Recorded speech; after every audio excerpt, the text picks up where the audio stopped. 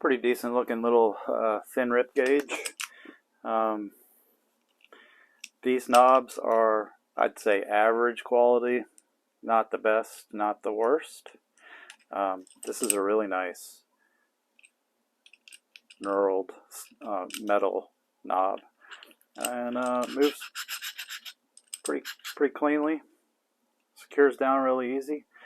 A couple of looks like unsealed bearings, but look like easy enough to switch out. Simple hex or Allen on one side and Phillips on the other, and got a gauge in metric and imperial. So these have like T-bolts, so you can use these in like a T-track, or you can convert to something more beefy. You have to take out the bolts, thread these in, slide them in the track, replace them that way. So no instructions.